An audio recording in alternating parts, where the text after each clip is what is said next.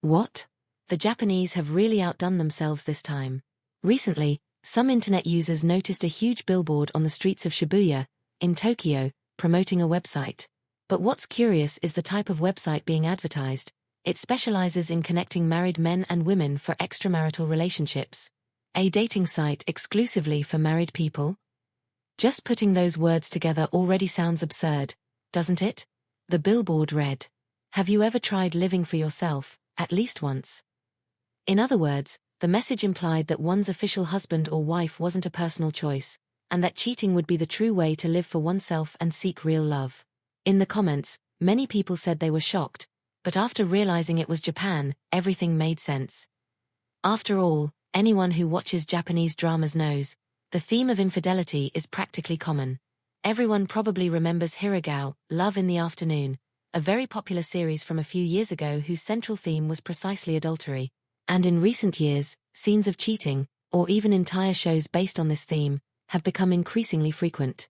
And not only in fiction, real-life cheating scandals in Japan also attract a lot of attention. For example, there's a motivational writer named Ototake Hiratada, who was born without all four limbs. Even so, he got married, and during his 15-year marriage, he cheated with 50 different women. No one really understands what those women saw in him. Another famous case is that of the married actor Abe Tsuyoshi, who had an affair with the also married actress Yuhara Takako. Takako's husband found out, and in a tragic act of revenge, took his own life, leaving letters to expose their affair. Never use self-destruction as a form of revenge. In the end, you only hurt yourself and those who love you. In recent years, whether in fiction or in real life, infidelity has become increasingly visible in Japanese culture and news. The Japanese seem to have grown so accustomed to it that they face it with a kind of calm acceptance, as if the rule were, if no one finds out, it doesn't count as cheating. But are they really that tolerant? In Japanese, the word cheating has two main terms.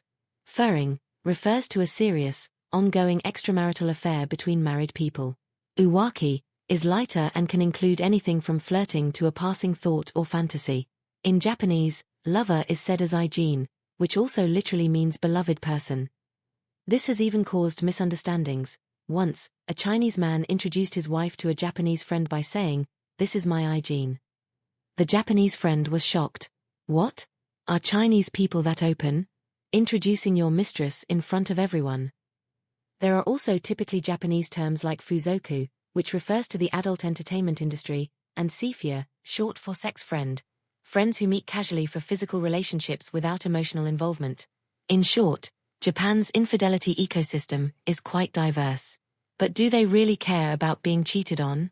According to surveys, over 80% of Japanese people claim they do not accept infidelity. Even so, about 30% of men and 10 to 20% of women admit to having cheated.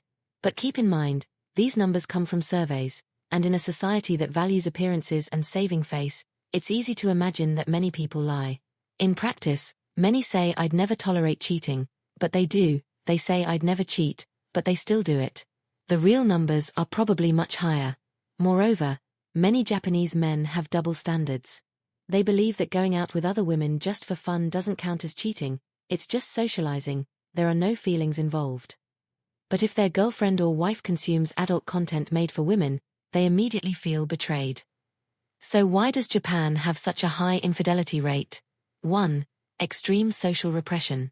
Japan is a society that values order and harmony above all. The problem is that this comes at the cost of personal freedom, and repressed desire seeks an outlet.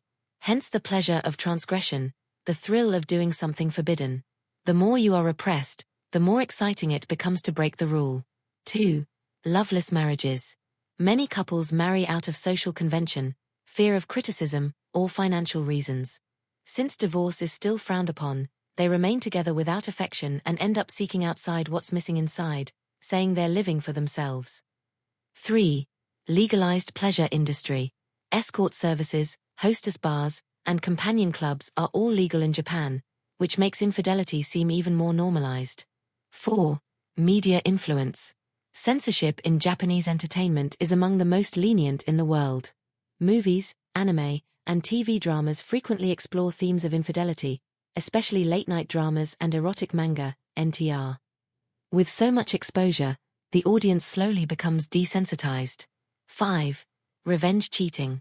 Some cheat simply because their partner did it first, they don't want to divorce, so they decide to get even. These are just a few factors, and the narrator invites viewers to share other possible reasons in the comments. He concludes by saying, "The goal here is not to justify behaviors that violate loyalty, but to understand the cultural and psychological reasons behind them.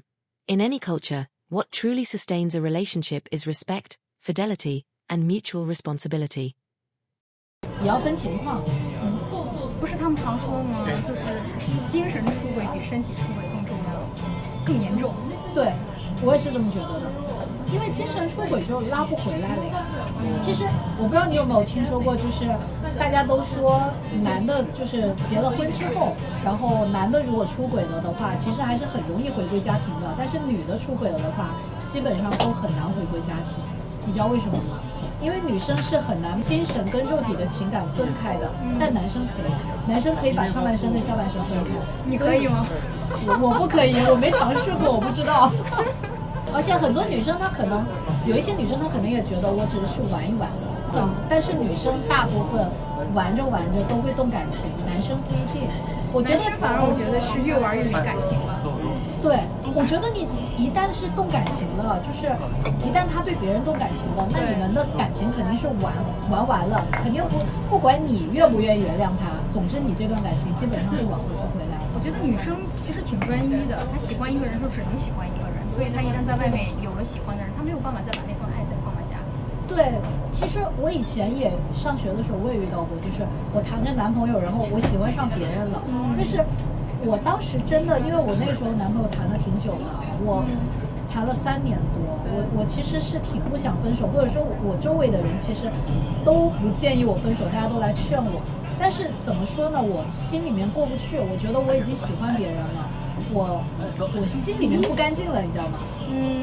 我这样子继续跟他处下去，我对他是不负责的，是对别人。 In the end, Japan is a living contradiction, a society that seems to have reached the peak of modern civilization, clean, safe, efficient, yet coexists with a moral and emotional emptiness that's hard to describe, a country that learned to control everything except itself. On the outside, Japan is the symbol of self-control. On the inside, it's a volcano of repressed desires, a calm sea covering a deep abyss. Perhaps that's why infidelity, escapism, and secret pleasures are so common. The more a society tries to erase instinct, the stronger it returns distorted, hidden, but pulsing with life. Japan's moral system is complex, full of paradoxes. While its people are considered modest, reserved, and disciplined, the country is home to one of the most bizarre and advanced adult entertainment industries in the world. And that's not a random contradiction, it's basic human logic. What thrives most in a nation is exactly what it lacks the most: supply and demand. The more desire is denied, the more it becomes a product. The more pleasure is hidden, the more it's sold. Japan turned silence into culture, loneliness into spectacle, repression into business, and forbidden desire into entertainment. What the world calls sin, Japan has turned into an art of consumption, cold, mechanical, yet irresistible. And that says a lot about what lies behind the perfect facade: a tired, emotionally fragmented people balancing the mask of order with the scream of chaos. But this isn't something exclusive to Japan. Every society that imposes too much moral pressure ends up creating its own shadow. The more a culture demands purity, the more it feeds the underground. The more it preaches control, the more it fuels escape. And it's at that point that adultery and fantasies of transgression gain strength, not as lust, but as a symptom of a suffocated life. Many marriages in Japan haven't been based on love for a long time. Some couples stay together out of convention, fear, reputation, or money.